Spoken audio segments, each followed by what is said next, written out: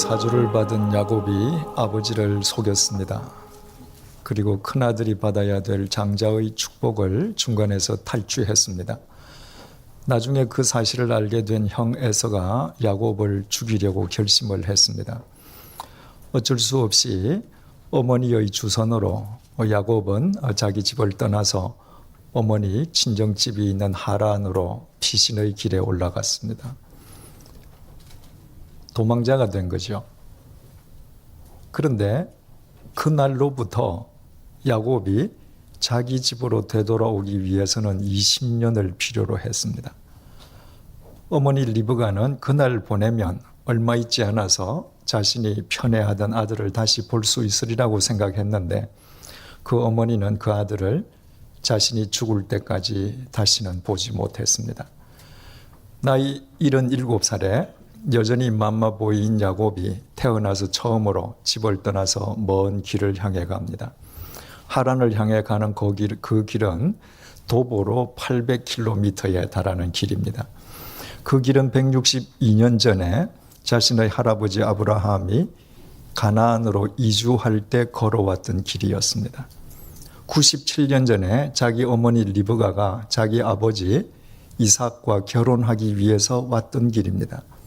그 길을 77세의 야곱은 거꾸로 거슬러 가는 것입니다.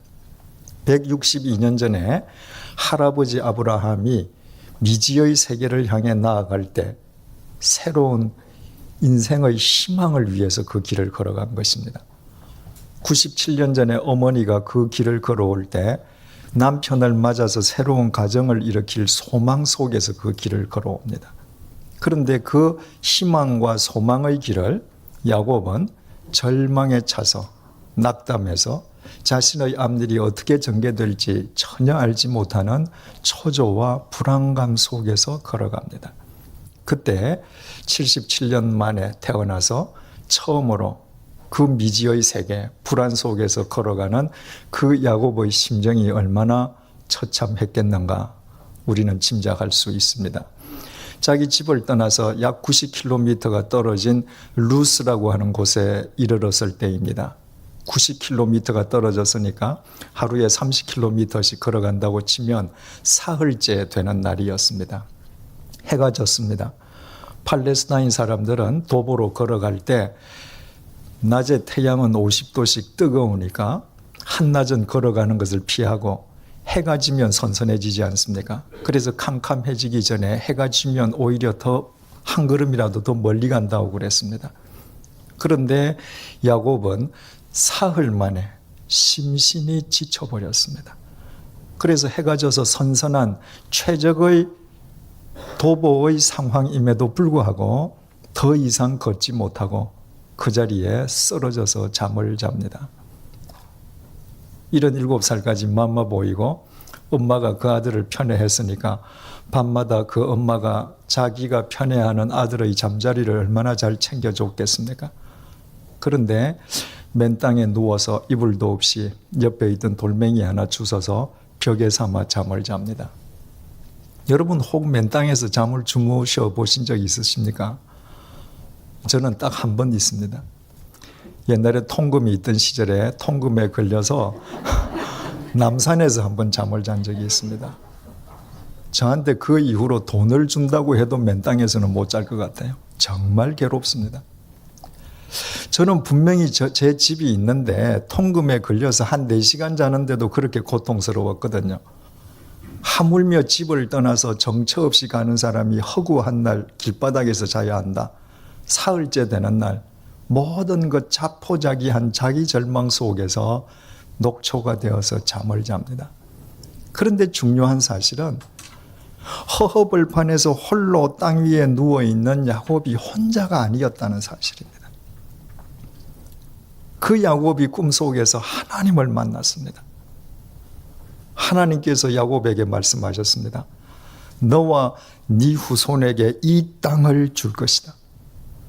할아버지 아브라함에게 약속하셨던 언약의 상속권을 자기에게 주심을 하나님께서 직접 야곱에게 말씀하셨습니다. 너와 네 후손이 티끌처럼 많아지리니 세상의 모든 민족이 너와 네 후손을 통해서 복을 얻으리라. 하나님께서 그 야곱을 복의 통로로 쓰시겠다고 선포하시는 것입니다. 네가 어디로 가든지 내가 너와 함께하고 네가 이 땅으로 다시 돌아올 때까지 내가 절대로 너를 떠나지 아니할 것이다. 하나님께서 항상 동행해 주심하고 약속하셨습니다.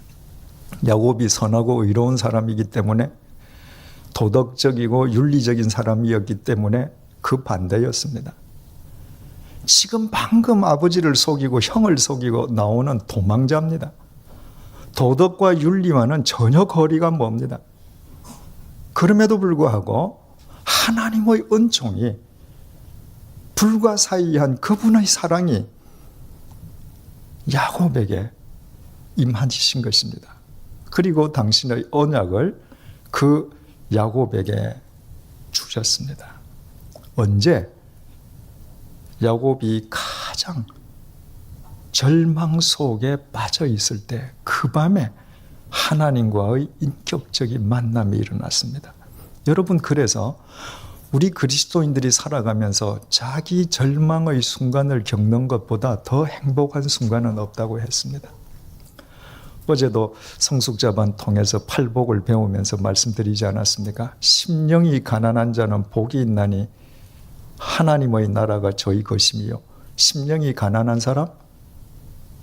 자신에 대해서 절망한 사람이라고 했습니다. 나한테 절망해 본 사람은 복된 사람입니다. 왜?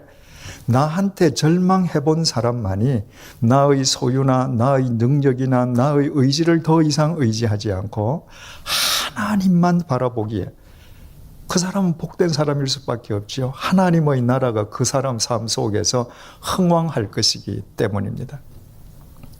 그래서 그리스도인들이 살아가다가 내게 돈은 많은데 돈으로 안 되는 일이 있는 것, 하나님의 복입니다. 나한테 재주도 많고 능력도 많은데 내 능력으로 안 되는 일이 있는 것, 하나님의 은총입니다. 그 자기 절망 속에서 하나님과의 관계가 더 깊어지는 것입니다. 잠을 깬 야곱이 하나님 앞에서 그 위대한 신앙을 고백했습니다. 과연 하나님께서 여기 계시거늘 내가 몰랐도다. 얼마나 큰 깨달음입니까? 여러분, 우리가 일평생토록 잊지 말아야 될 것은 내가 어디에 있든 거기에 하나님께서 나와 함께 하신다는 사실이라고 했습니다. 오늘 여러분들이 하루를 지내시면서 어디에 계시든지 그곳에 하나님께서 함께 하심을 여러분들이 의식하고 사셨다면 여러분은 오늘 하루를 건져 올리신 것입니다. 그러나 그 사실을 망각하셨다면 오늘 잠자리에 누우실 때 오늘 하루도 후회스러운 시간들로 의미 없이 흩날려가 버렸음을 스스로 확인하게 되는 것이죠. 영성이 뭐라고 그랬습니까? 요즘 뭐 영성훈련, 영성 참 말이 많지 않습니까? 근데 과연 영성이 뭔가? 제 나름대로 영성을 한마디로 정의하면 영성은 나와 함께 계신 하나님에 대한 깨어 있음이라고 했습니다. 아무리 가서 영성 훈련을 받아도 내가 어디에 있든 그곳에 하나님께서 계심을 내가 잊고 살면 그 사람은 영성 깊은 사람 아닙니다. 내가 한 번도 영성 훈련을 못 받았지만 내가 어디에 있든지 그곳에 하나님께서 함께 하고 계심을 야곱처럼 깨닫고 산다면 그 사람은 영성 깊은 사람입니다. 나와 함께 하고 계신 하나님에 대한 통찰력, 그것이 영성이란 말입니다. 그래서 야곱이 뭐라고 했습니까? 바로 여기가 하나님의 집이다. 벳엘이다. 하나님의 집, 다르게 번역하면 성전이다, 그 말이에요. 여러분, 거기에는 벽도 없습니다. 지붕도 없습니다. 창문도 없습니다. 출입문도 없습니다. 허허 벌판일 뿐입니다. 그러나 야곱은 하나님께서 계시면 바로 그곳이 하나님의 집이라는 사실을 그날 밤에 터득했습니다.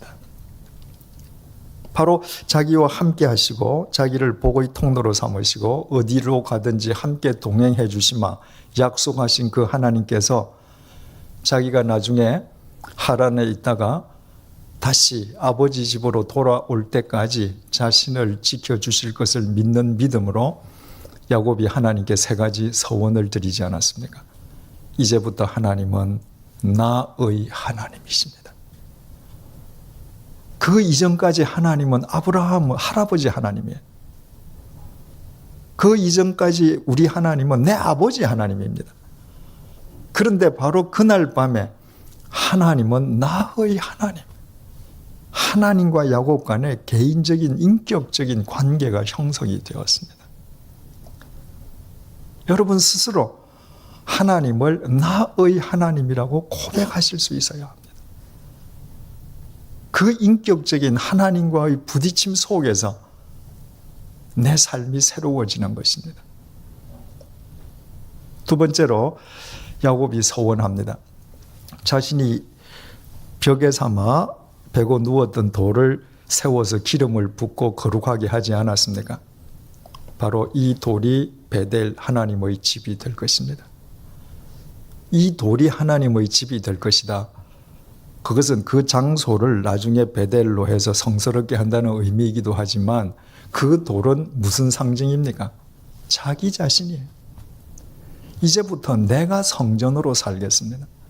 내가 어디에 가 있든지 하나님께서 내게 내주해 계심으로 내가 베델 하나님의 집으로 내가 살겠습니다. 위대한 신앙 고백이었습니다. 세 번째가 내가 하나님께 11조를 드리겠습니다. 11조의 의미가 뭐라고 그랬습니까? 모든 것이 하나님께로부터 왔다는 신앙 고백이거든요. 야곱이 얼마나 꾀가 많은 인간입니까? 태어날 때부터 형 뒷발목 잡고 태어났던 사람이잖아요. 지금까지는 내 꾀, 내 능력으로 산 것 같았는데 앞으로 내게 무엇이 주어지든 내 능력으로 얻는 것이 아니라 그 모든 것이 하나님께서 주시는 은혜임을 고백하면서 살겠습니다. 바로 그런 고백이었습니다. 여러분 그날 밤에 야곱의 인생에 획이 그어졌습니다. 방금 전까지 야곱은 혼자였는데 더 이상 혼자가 아닙니다. 방금 전까지 야곱은 불안과 초조함 속에 떠는 도망자였는데 이제 더 이상 도망자가 아닙니다. 야곱은 하나님께서 자신을 새롭게 빚어주시기 위해서 하나님께서 인도하시는 인생의 용광로 속으로 지금 들어가고 있음을 아는 것입니다. 그러니까 지난 사흘 동안 야곱이 걸어왔던 그 행로의 의미가 이 이후의 행로의 의미와 같을 수가 있겠습니까? 절대 같을 수가 없습니다. 그 연장선상에서 1절을 보십시다. 야곱이 길을 떠나 어떤 길을 떠나는 것이죠? 바로 자기가 하나님을 만났던 그 베델을 지금 떠났습니다. 10절 보십시다. 28장 10절. 야곱이 브엘세바에서 떠나 사흘 전에 자기 집을 떠나 똑같이 떠나지요. 공표에서 줄로 한번 연결해 보십시다. 사흘째 되는 밤에 그 벌판에서 자다가 하나님을 만나고 지금 날이 바뀌었다면 이제 나흘째 되는 날이 되겠습니다. 그죠? 지금 나흘 전에 10절에서 야곱이 브엘세바에서 떠날 때 이때의 야곱의 모습을 머릿속에 한번 그려보십시오.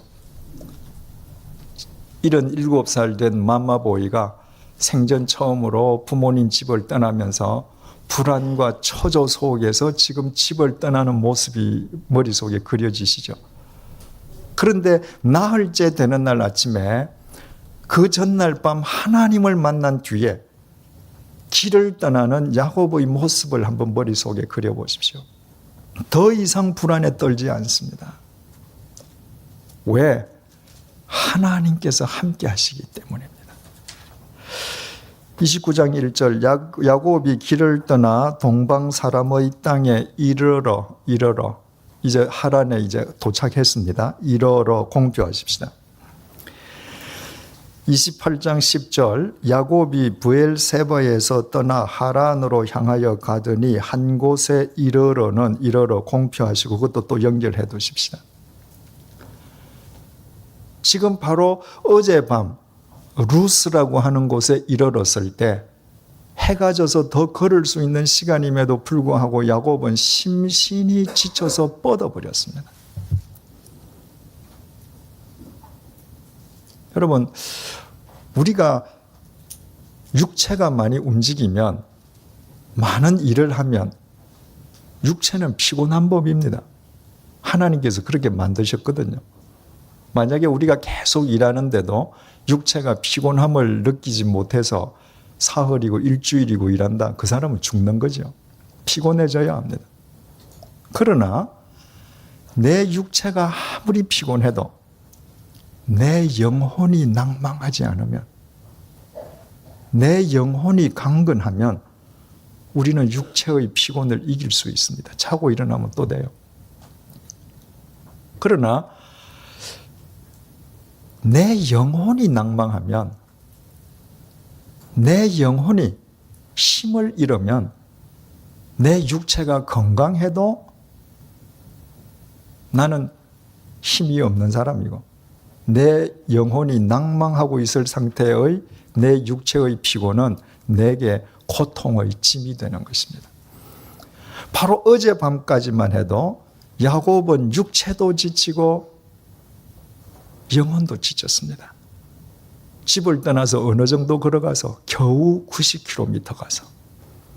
그런데 지금 동방사람의 땅에 이르렀다고 하는 것은 그 90km 지점에서 710km를 더 갔습니다.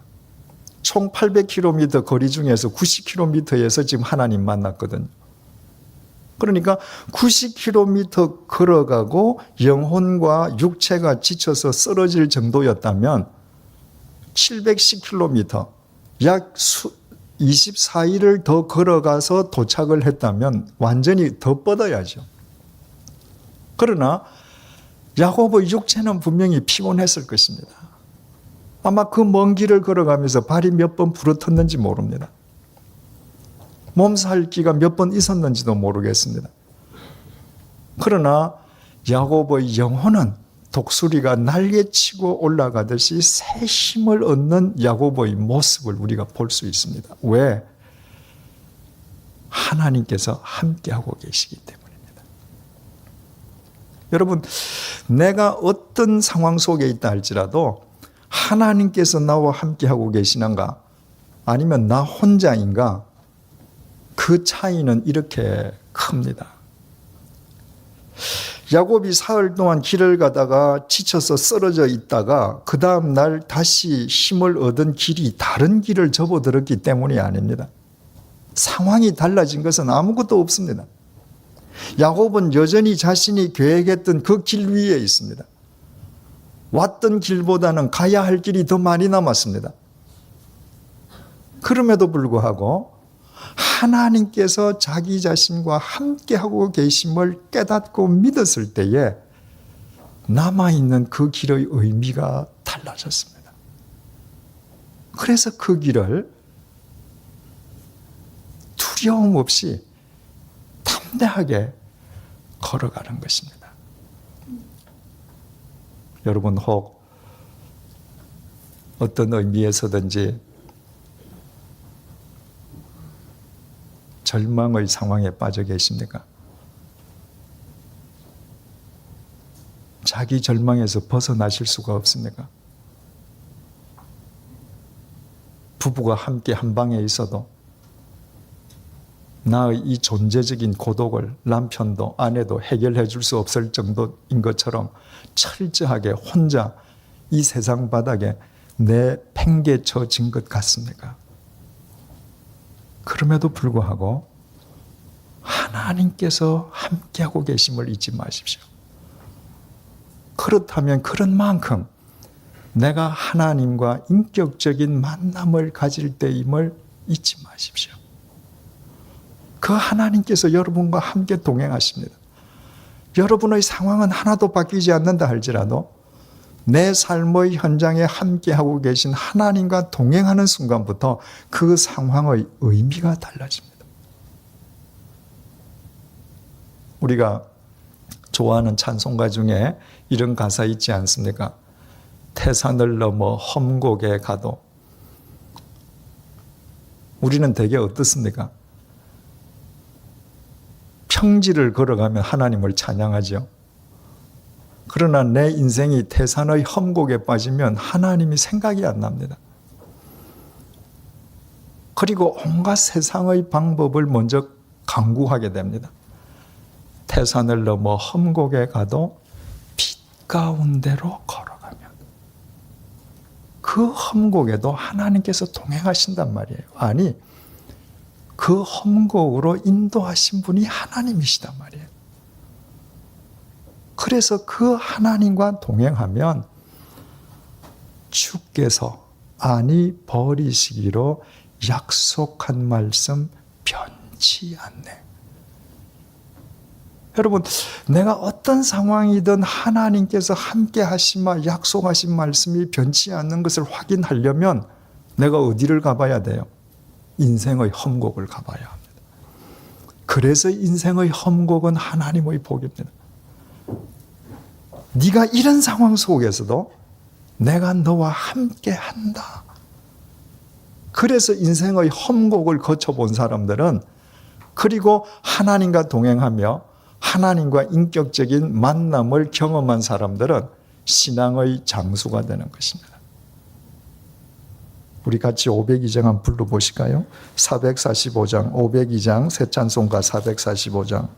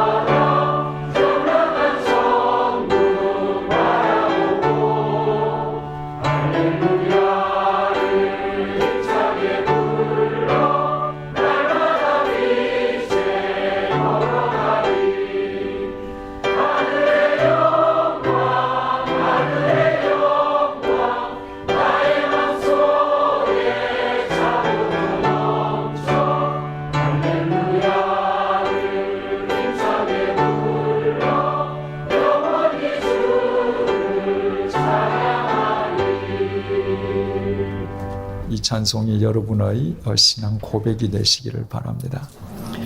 2절 말씀 보시겠습니다. 동방 사람의 땅에 이르러 본즉 들에 우물이 있고 그 곁에 양 세대가 누워 있으니, 여기 우리 성경에 번역이 한 단어 빠져 있습니다. 본즉 보라라는 감탄사가 원문에 있습니다.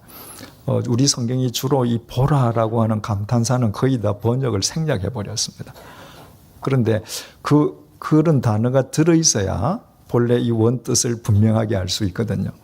지금 동방 사람 이제 보니까 야곱이 생각하기를 이제 거의 목적지에 다 왔습니다. 근데 초행길이니까 확실치 않지 않습니까?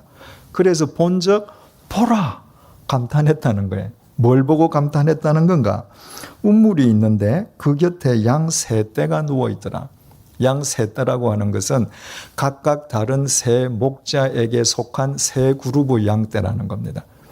우물이 있고 양이 세 떼가 있고 목자들이 있는데 그걸 보고 뭘 이렇게 야곱이 감탄했다는 말인가?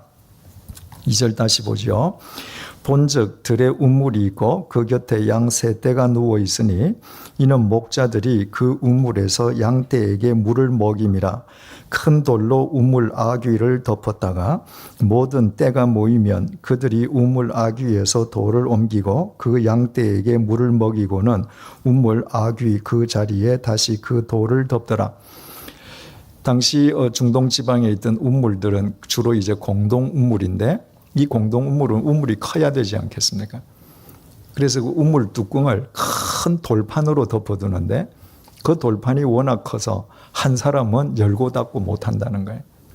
그래서 이제 목자들이 그 양떼에게 물을 먹이려면 자기네들이 시간을 정해놓고 여러 목자들이 양떼를 끌고 오는 겁니다. 그래서 함께 힘을 합쳐서 돌판을 제치고 물을 퍼서 양떼들에게 물을 주고 다 이제 물을 먹이고 나면 다시 돌판을 덮는다 그 말이에요. 근데 지금 야곱이 마침 도착한 그 우물가의 그 시간이 목자들이 서로 모여 있는 시간이더란 말이죠. 3명의 목자가 모여 있다는 겁니다. 그걸 보고 지금 야곱이 보라 하고 감탄을 했습니다. 왜 그래요? 지금 자기는 방향을 잘 모르잖아요. 길을 잘 모르지 않습니까? 그런데 우물가에 사람이 아무도 없다면 그 누구에게 묻겠습니까? 그런데 그 우물가에 한 사람만 있으면 자기가 찾아가려는 라반의 집을 그 사람이 모를 수도 있잖아요. 그런데 3사람이 있다고 하는 것은 자기에게 확실하게 길을 안내해 줄 수 있는 사람의 확률이 그만큼 많아졌음을 의미하거든요. 그래서 지금 야곱이 보라 하고 감탄을 합니다. 바꾸어 말하면 지금 야곱은 어떤 사람이 되어 있는가? 자기 눈앞에 보이는 모든 하나하나를 통해서 하나님의 은혜를 느끼는 사람이에요. 내가 지금 도착했는데 내가 도착한 이 시간에 하나님께서 목자를 3사람씩이나 기다리게 하시고 나를 위해서 예비해 두셨네. 지금 그 감탄을 바란 겁니다. 4절 야곱이 그들에게 이르되 내 형제여 어디서 왔느냐? 그들이 이르되 하란에서 왔노라. 야곱이 반가워서 그 목자들에게 형제들 어디서 오셨습니까? 그랬더니 그들이 말하기를 우리 하란에서 왔습니다. 이 대답만 보면 이 우물과 하란이 굉장히 떨어져 있는 것 같은데 뒷내용을 보면 바로 하란이라는 마을 밖에 있는 지금 우물에 정확하게 도착을 한 것입니다.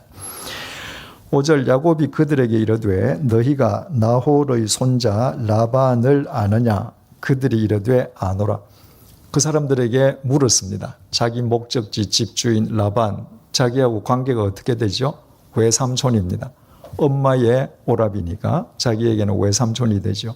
그래서 형제들 혹시 라반이라는 사람 압니까? 그랬더니 3사람이 다 안다는 거예요.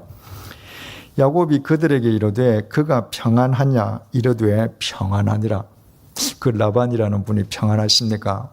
물었더니 평안하다. 여러분 이 말을 들었을 때의 야곱의 감격이 어떠했겠습니까? 지금 자기 어머니는 친정집을 97년 전에 떠났습니다. 지금 어머니 97년 전에 친정을 떠난 어머니 이야기만 듣고 어머니 오라버니 외삼촌을 지금 찾아 나섰는데 97년 만에 동안에 이사 가버렸으면 어떡해요? 97년 만에 왔는데 라반이 죽었으면 어떡합니까? 살아는 있는데 치매에 걸렸으면 어떡해요? 그러니까 지금 야곱에게 있어서는 자기가 앞으로 은혜를 입어야 될 라반이 평안하다는 것이 굉장히 중요한 사안인 것입니다. 그런데 그들의 대답이 평안하다. 그 다음에 6절입니다.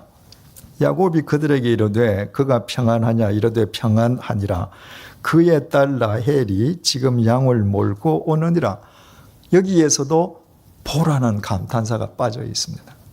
그러니까 히브리어 원문은 이렇습니다. 야곱이 그들에게 이르되 그가 평안하냐 이르되 평안하니라. 보라 그의 딸 라헬이 지금 양을 몰고 오느니라. 그러니까 이 상황을 우리가 더 이해하기 쉽게 번역하면 이런 거죠. 야곱이 물었습니다. 라반이라는 그분이 평안하십니까? 그럼요, 평안하지요. 저기 그 딸이 오네 이 말입니다. 지금 평안하네 하고 말하고 보니까 지금 딸이 저기서 양떼를 몰고 오는 것입니다. 여러분 생각을 해보십시오. 야곱은 800km를 걸어왔습니다. 약 한 달을 소요해서 걸어왔습니다. 그런데 야곱이 도착한 그 우물 바로 그 시간에 목자들이 기다리고 있을 뿐만 아니라 그들과 이야기하는 그 시간에 딱 맞추어서 라헬이 지금 오고 있습니다. 한치의 오차도 없었습니다. 하나님은 이처럼 치밀하게 역사하시는 분이십니다. 우리가 언뜻 생각하면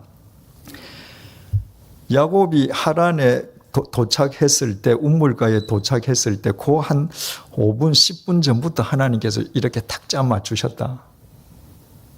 그렇게 생각하기가 쉽죠. 그렇지 않습니다. 야곱이 부엘샤바를 떠나서 한 달 동안 걸어가고 있을 때 그 야곱이 그 목적지를 향해 걸어가는 그 시간 내내 하나님께서는 한치의 오차도 없이 역사하시는 거예요. 만약에 그 전날 라헬이 감기 들어서 이날 못 나오면 어떻게 해요? 보름 전에 이 목자 세 떼를 끌던 목자가 다 딴 지방으로 양떼를 끌고 가버렸다. 어떡합니까? 2달 전에 라반이 식구들 다 데리고 북쪽으로 이사 가버렸다. 어떡합니까? 생각을 해보십시오. 야곱이 부엘셰바를 출발해서 한 달을 걸어가는 동안에 야곱은 모르지만 그 한 달 내내 하나님께서는 그날 그 장소에서의 그 만남을 위해서 그 세 목자의 인생과 라헬의 인생을 치밀하게 역사하시고 하나님의 때가 되었을 때 정확하게 그 역사가 이루어지게 하시는 것입니다. 우리 눈에 아무것도 안 보여도 내가 아무것도 느낄 수 없어도 하나님께서 우리에게 주신 소명의 길을 우리가 믿음으로 걸어가야 할 이유가 여기에 있습니다. 내 눈에는 안 보이지만 이 시간에도 하나님께서는 나를 위해서 저 북쪽에서 서쪽에서 내가 아는 사람들을 동원해서도 역사하고 계십니다.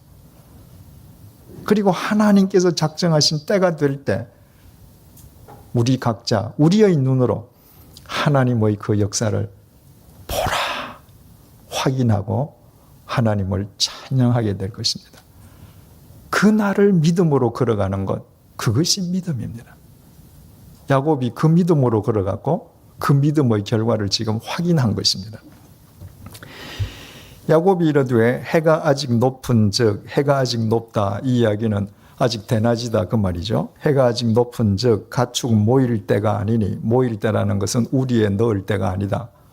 지금 이야기하던 사람이 라반 안녕하십니까? 안녕하셔요. 저기 라헬 바로 그 집 딸이 오네? 이랬더니 지금 느닷없이 야곱이 하는 말이 그 목자들한테 아직도 시간이 많은데 가축을 우리에 모아 드릴 때가 아니니 양에게 물을 먹이고 가서 풀 뜯으러 가셔요. 양에게 풀 주러 가세요 빨리.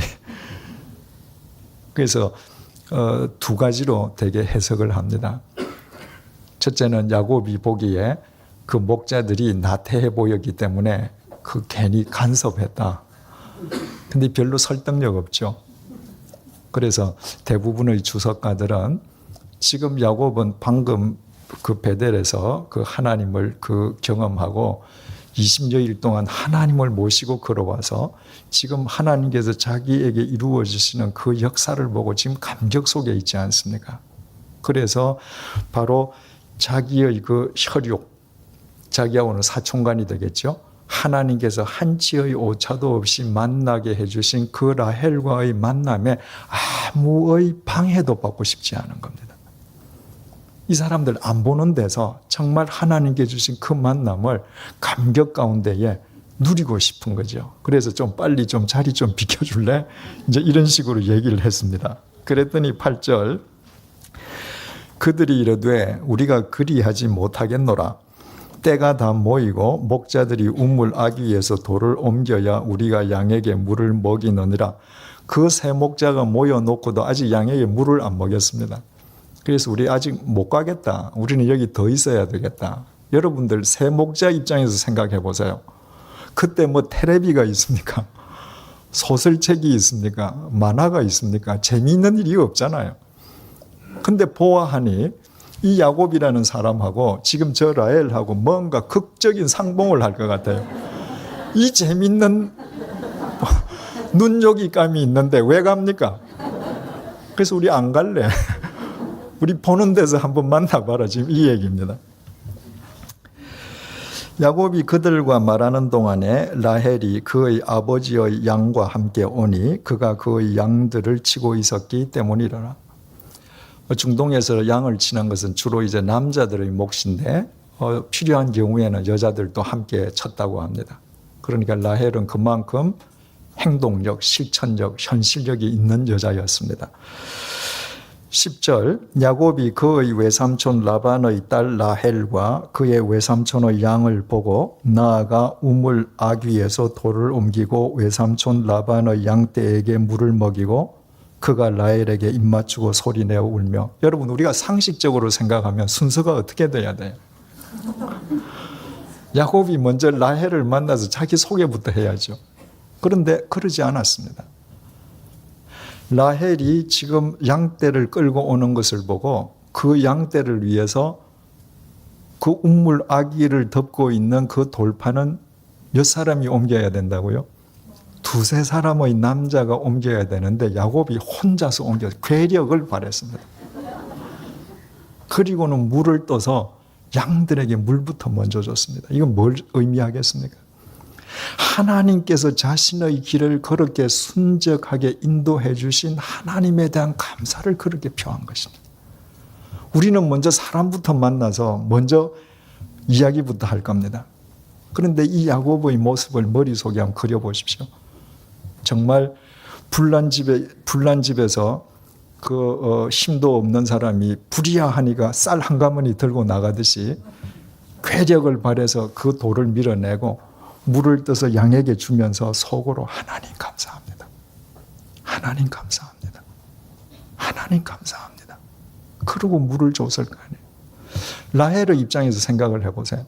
생전 처음 보는 남자가 물을 떠서 자기 양떼한테 물을 준다.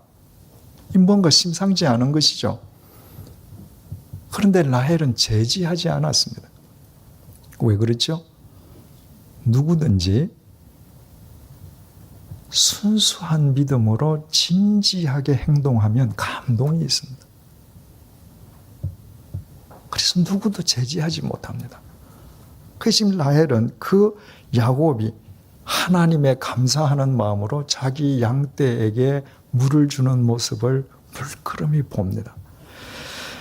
11절 그가 라헬에게 입맞추고 소리내어 울며.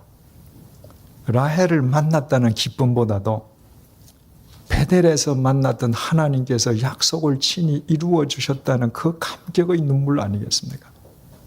엉엉 울었습니다. 12절 그에게 자기가 그의 아버지의 생질이요 리브가의 아들됨을 말하였더니 아주 족보를 복잡하게 얘기했습니다. 내가 네 아버지 족하고 네 외숙모 아들이다 이 얘기거든요. 그냥 사촌지간이다 이러면 되는데 라헬이 달려가서 그 아버지에게 알림해. 라헬이 그 말을 듣고 급히 달려가서 아버지에게 당신의 조카 내 사촌이 왔습니다. 여러분 이게 무슨 장면하고 오버랩이 됩니까?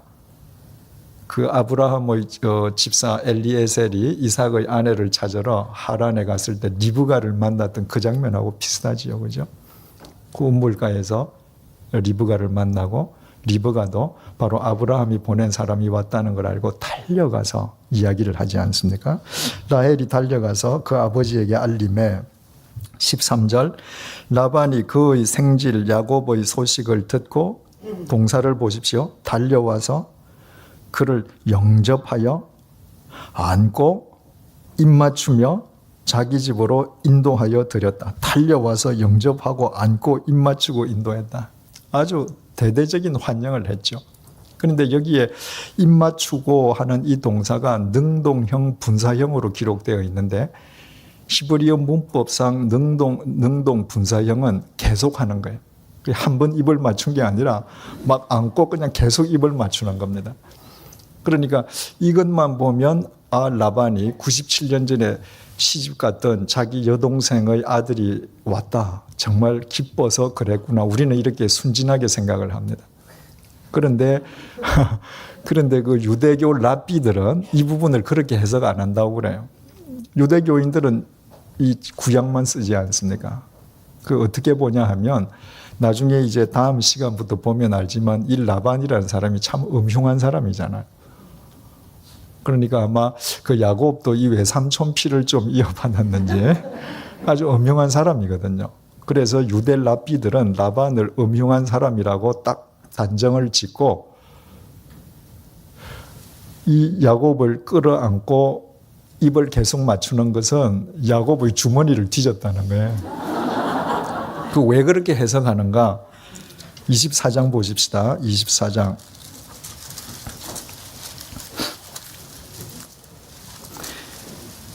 24장은 바로 이제 그 아브라함의 집사 엘리에셀이 이삭의 아내감을 찾으러 가서 하란 우물가에서 리브가를 만났죠. 28절 소녀가 달려가서 이 일을 어머니 집에 알렸더니 리브가가 저 아브라함 댁에서 이렇게 사람이 왔습니다 하고 알렸더니 리브가에게 오라버니가 있어 그의 이름은 라반이라. 97년 전 라반의 모습입니다. 라반이라. 그가 우물로 달려가 그 사람에게 이르렀다. 누가 왔다는 이야기를 듣고 라반이 우물로 총알처럼 달려가서 만났는데 왜 그랬느냐? 3절 그의 누이의 코걸이와 그 손의 손목걸이를 보고 그 아브라함의 집사가 우물에서 리브가를 만나서 아주 큰 코걸이하고 순금 손목걸이를 줬거든요. 그것을 보고 내 선물도 있겠다. 뭔가 대단히 많이 선물을 가져왔겠다. 그래서 뛰어갔단 말이죠. 이런 라반이기 때문에 야곱이 왔을 때도 행여나 여동생이 뭔가 대단히 보내지 않았을까. 그래서 뽀뽀를 하면서 막 뒤졌다는 거죠. 뭔지 맞는지는 전 잘 모르겠습니다. 예. 야곱이 자기의 모든 일을 라반에게 말하며 모든 일이 뭐겠습니까? 나는 리브가의 아들이고 형 에서와 쌍둥이인데 이런 일로 제가 어쩔 수 없이 형을 피해서 어머니가 가라고 하셔서 왔습니다. 이제 다 이실직고를 했겠죠. 14절 라반이 이르되 너는 참으로 내 혈육이로다 하였더나 야곱이 한 달을 그와 함께 거주하더니 라반이 야곱에게 이르되 네가 비록 내 생질이나 어찌 그저 내 일을 하겠느냐 네 품삯을 어떻게 할지 내게 말하라. 야곱이 그 집에 기숙하기 시작한 지 한 달이 지났습니다. 야곱이 그 맘마보이였지 않습니까? 그 에서는 사냥꾼이고 그러니까 이 맘마보이 출신 야곱이 얼마나 성실했겠어요. 나가서 놀지도 안 하고 집안일을 너무너무 잘하거든요. 그러니까 라반이 조카를 불러서 야 그래도 니하고 나하고 아무리 삼촌 생질지간이지만 어떻게 공짜로 일하겠냐. 너 우리 집에 있는 동안 일하는데 내가 너한테 품삯을 어떻게 주면 좋겠는지 네가 한번 정해봐라. 그러니까 이것도 라반이 굉장히 인심 쓰는 것처럼 보이지만 실은 앞으로 조카와 삼촌의 관계를 고용주와 고용인의 관계로 만들겠다는 거죠. 삼촌 조카면 조카가 일 안 하고 놀아도 야단 못 치잖아요. 그런데 임금을 주고 고용주와 고용인의 관계를 맺어 놓으면 자기 종처럼 마음대로 부릴 수 있거든요. 그래서 어떻게 해주면 좋겠느냐. 16절 라반에게 두 딸이 있으니 언니의 이름은 레아요. 아우의 이름은 라헬이라. 레아는 시력이 약하고 라헬은 곱고 아리따우니. 라반에게 두 딸이 있는데 큰딸 이름은 레아, 둘째 딸 이름은 라헬인데 레아는 시력이 약했대요. 여기에 시력이 약했다고 하는 게 원문에는 시력이라고 되어 있지 않고 눈이 약했다 이렇게 되어 있습니다. 근데 그 약했다라고 하는 히브리 말 라코트라고 하는 말이 연약하다는 말도 있고 부드럽다는 말도 있습니다. 그래서 많은 주석가들은 시력이 나쁜 것이 아니라 아직 레아는 젊은 여자이기 때문에 눈동자가 희미해서 총기가 없어 보였다 그 말이에요. 사람 중에는 눈동자가 검지 않고 좀 희미끄리한 사람이 있잖아요. 그 눈동자가 희미하니까 사람이 뭔가 초점이 없는 사람처럼 총기가 없어 보였다. 그 반면에 라헬은 곱고 아리따웠다. 아마 눈이 초롱초롱했던 것 같습니다. 그래서 야곱이 18절 라헬을 더 사랑함으로 대답하되 내가 외삼촌의 작은 딸 라헬을 위하여 외삼촌에게 7년을 섬기겠습니다. 이 팔레스타인에서는 중동에서는 여자가 시집을 갈 때 남자 측에서 지참금을 줍니다. 우리가 생각할 때 지참금을 왜 주는가 이해하기 어려운데 그쪽 그 문화 풍습을 보면 거기에서는 다 사람들이 이 노동력이잖아요. 근데 딸을 하나 남의 집에 보낸다. 그 이야기는 남자 집에서는 노동력을 하나 얻는 거죠. 근데 신부 집에서 보면 노동력이 하나 없어지는 거잖아요. 그러니까 없어지는 노동력을 보상해 주는 것이 지참금이거든요. 그래서 라헬이 말하기를 야곱이 말하기를 라헬을 나한테 주십시오. 그러면 내가 7년 동안 무상으로 봉사하겠습니다. 그 7년 동안 임금 나에게 줄 그 모든 임금을 당신에게 말하자면 지참금으로 내가 드리겠습니다. 그 말입니다. 19절 라반이 이르되 그를 내게 주는 것이 타인에게 주는 것보다 나으니 나와 함께 있으라. 아주 즉석에서 라반이 결제를 내렸습니다.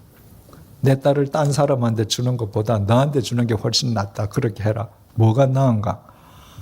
첫째는 거기서는 다 건친 결혼을 했기 때문에 인척이기 때문에 믿을 수 있어서 좋고, 두 번째는 이 라헬을 딴 집에 보내봐야 7년 품삯에 해당하는 지참금을 못 받거든요. 그러니까 7년 동안 품삯을 안 받겠다고 하는 것은 엄청난 지참금을 지금 약속을 한 겁니다.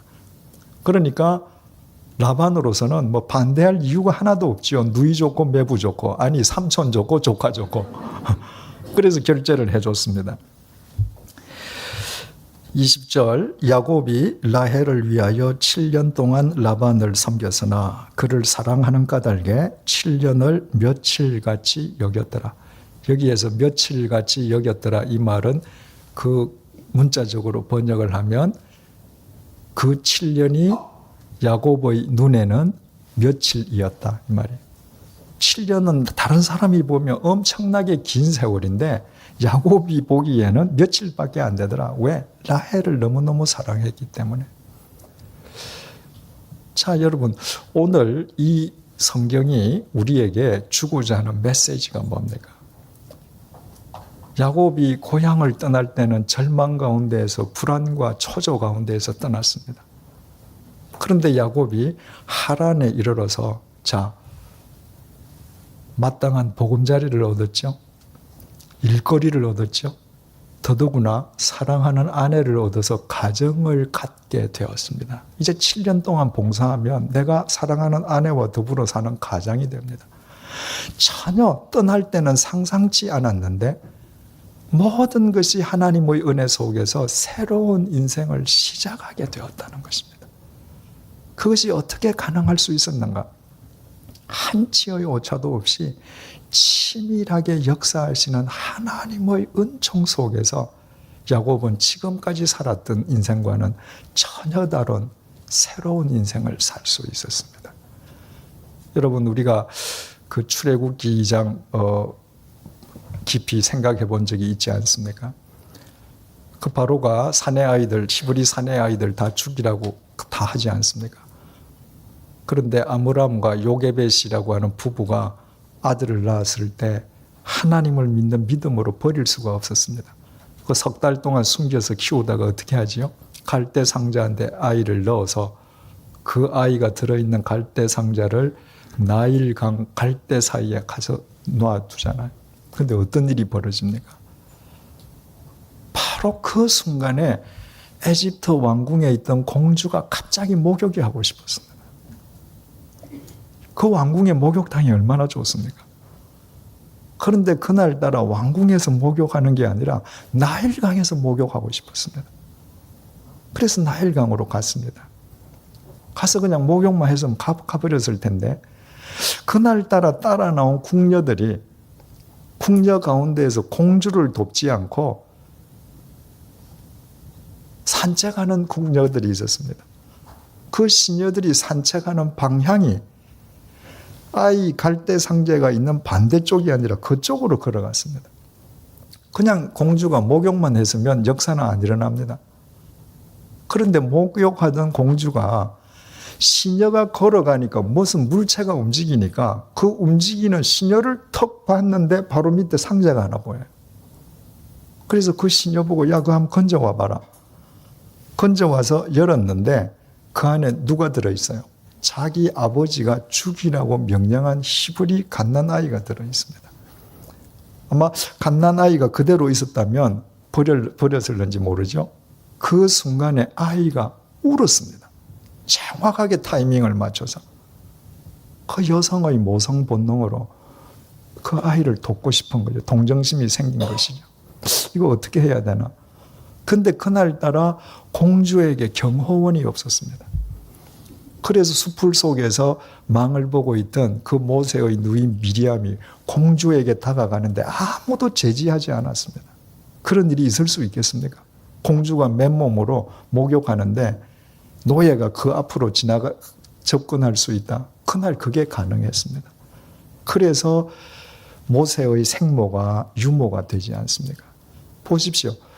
공주가 목욕하고 싶은 마음이 없었더라면 자기 왕궁 목욕탕에서 목욕했더라면 시녀가 그쪽으로 걸어가지 않았더라면 공주가 그 시녀를 보고 동시에 상자를 못 봤더라면 상자를 열었는데 어린아이가 울지 않았더라면 누이가 다가갈 때 경호원이 제지해서 공주를 못 만났더라면 모세의 새로운 인생은 시작되지 않습니다.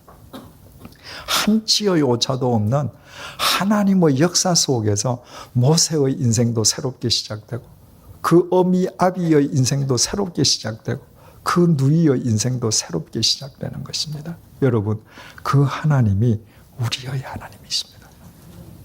오늘 이 시간도 우리 각자를 위해서 한치의 오차도 없이 치밀하게 역사하십니다. 그 하나님을 믿으심으로 여러분들이 어떤 삶의 정황 속에 있다 할지라도 일어서셔서 새롭게 시작하십시오. 여러분이 걸어가야 할 소명의 길을 걸어가십시오. 하나님의 때에 반드시 하나님이 이루시는 열매를 여러분의 눈으로 보시면서 하나님을 찬양하게 될 것입니다. 기도하십시다. 절망 속에서 야곱이 집을 떠났습니다. 선하고 의로운 야곱이 아니었습니다. 비도덕적이고 비윤리적인 인간이었습니다. 그런데 하나님께서 사흘째 되는 날 그를 만나 주시고 그에게 약속을 주시고 그와 함께 동행해 주심으로 800km나 떨어져 있는 타국에서 야곱이 새로운 삶을 살 수 있었습니다. 주어진 환경이 얼마나 감격하고 기뻤던지 7년이 며칠밖에 여겨지지 아니할 정도로 그는 주어진 삶에 최선을 다했습니다. 모세는 죽을 수밖에 없는 생명이었습니다. 그러나 하나님의 한치의 오차도 없는 역사 속에서 모세의 인생은 새롭게 시작되었고 그를 통해서 출애굽의 대역사가 이루어질 수 있었습니다. 하나님, 그 하나님이 우리의 하나님 되심을 감사합니다. 그 하나님을 주인으로 모시고 살아가는 주님의 귀한 종들이 머리를 숙였습니다. 주님, 이분들 한 분 한 분들과 하나님 사이에 인격적인 깊은 관계가 맺어지게 도와주옵소서. 오늘 이 밤이 이분들 개개인에게 벳엘이 되게 도와주옵소서. 그리하여 내 눈에 보이지 않는다 할지라도 나를 위해 한치의 오차도 없이 역사하시는 하나님을 믿음으로 다시 일어서게 하시고 주어진 소명의 길을 꿋꿋하게 걸어가게 하심으로 하나님께서 작정하신 때에 하나님의 열매를 눈으로 보고 주님을 찬양하는 기쁨을 누리게 도와주옵소서. 예수님 이름으로 기도드립니다. 아멘.